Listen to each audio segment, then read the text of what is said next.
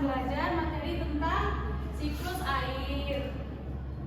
Nah, sebelumnya Ibu mau absen terlebih dahulu ya. Iya, Ibu.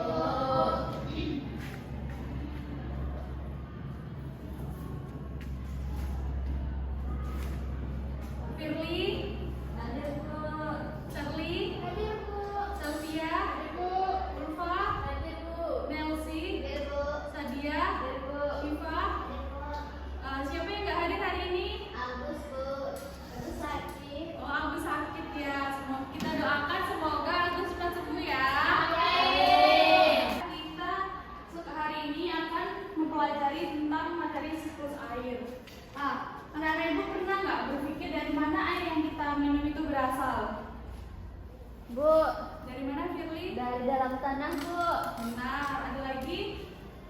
Dari sungai Bu. Ya. Semua jawaban itu benar ya. Dan mengapa hujan itu bisa turun? Ya benar. Dari mana asal hujan? Dari awan Bu, dari langit. Nah ya benar semua. Anak itu pintar semua. Dan bagaimana air yang ada di bumi tidak pernah habis? Kenapa air yang kita konsumsi setiap hari itu tidak pernah habis? Karena hujannya turun terus Bu. Ya. Nah, semua itu terjadi karena air kita itu dapat diperbarui, dan yang disebut dapat diperbarui itu adalah siklus. Sebelumnya kita mengenal siklus air terlebih dahulu ya. Semua makhluk hidup baik manusia, hewan dan tumbuhan di dunia ini sangat membutuhkan air. Manusia membutuhkan air untuk minum, mandi, mencuci baju, dan untuk melakukan kegiatan lainnya. Sedangkan hewan membutuhkan air untuk minum. Kalau tumbuhan membutuhkan air untuk fotosintesis. Nah, itu benar. Jadi kita hidup di dunia ini, di bumi ini tidak lepas dari yang namanya air. Dan air ini termasuk dalam sumber daya alam yang dapat diperbarui. Ini berarti jumlah air di bumi tidak akan habis dan akan terus ada. Mengapa demikian? Karena tadi terjadinya Siklus air Bu. Nah, kita lihat selanjutnya tahapan dalam siklus air. Pertama, penguapan atau evaporasi. Nah, evaporasi itu adalah proses penguapan air dari sungai ataupun laut yang naik ke menjadi awan Bu. ya intinya air yang penguapan yang terjadi ketika matahari panas dan air laut menguap menjadi awan. Nah, jadi evaporasi itu adalah proses penguapan itu tadi, air itu berubah menjadi uap. Nah, selanjutnya tahapan yang kedua yaitu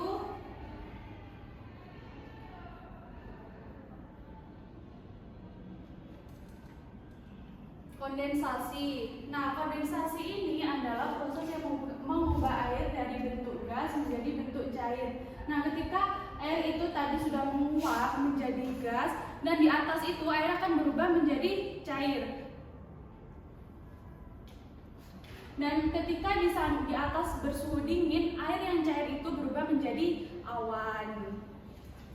Nah, selanjutnya tahapan yang ketiga adalah prestisipasi. Ketika uap air telah membentuk awan, apabila terkena angin, pasti awan tersebut akan terseret mengikuti arus dan angin.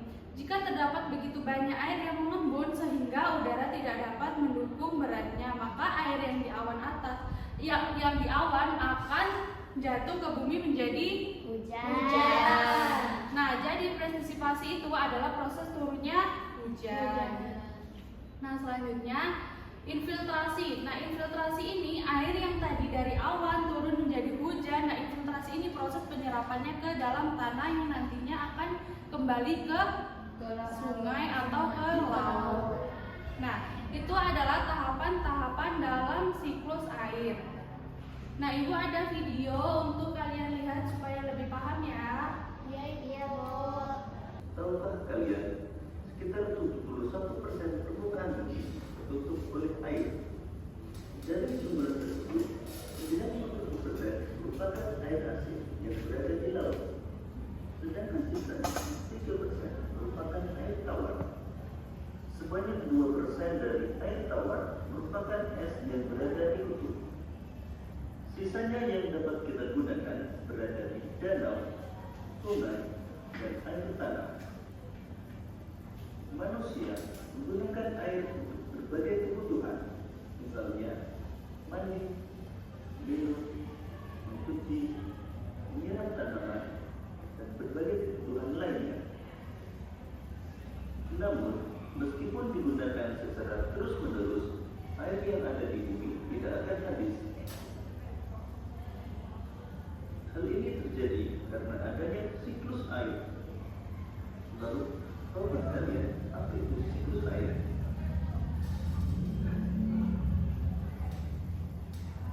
Itu adalah sirkulasi atau Nah, ini dia tadi ya yang disebut dengan Nah, ini tahapan apa ini? Ketika matahari menyinari dan air berubah menjadi uap, itu tahapan apa? secara garis besar, siklus air melalui 3 tahapan, yaitu penguapan, pembentukan awan, dan terjadinya hujan.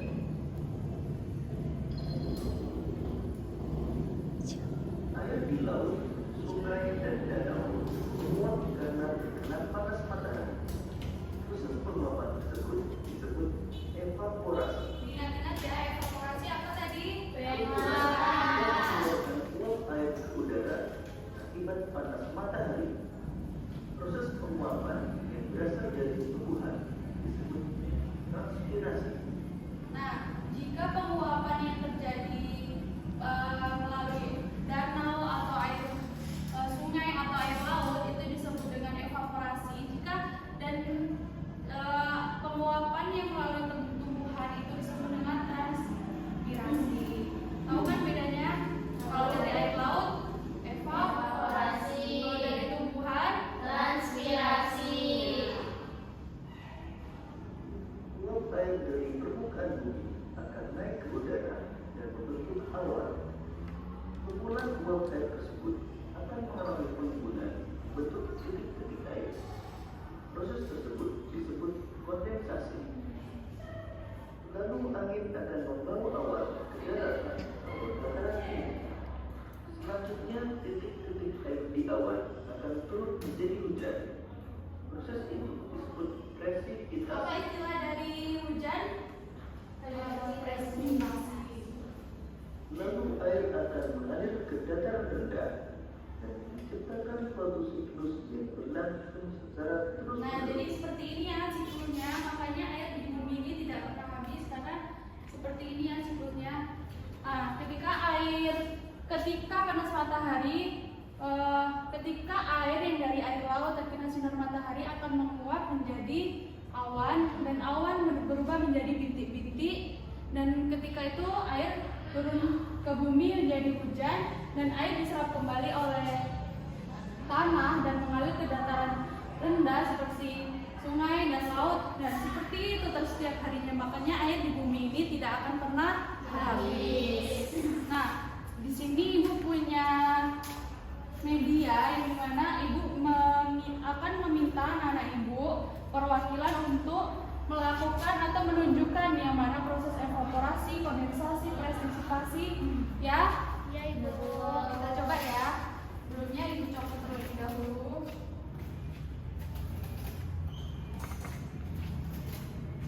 Nah, silakan Syifa maju ke depan.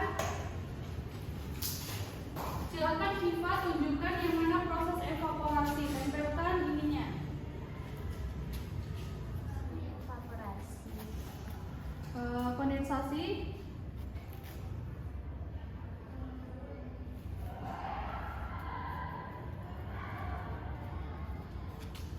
Prestisipasi. Dan infiltrasi. Nah, terima kasih ya Syifa. Gimana teman-teman yang lain? Udah betul belum? Punya Betul. Nah, ada lagi yang mau coba? Firly. Silakan Firly. Iya Bu.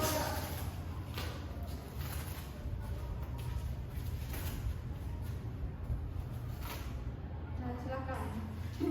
Gimana proses mulai dari evaporasi, kondensasi? Evaporasi dia menguap. Terus kondensasi dia menguap.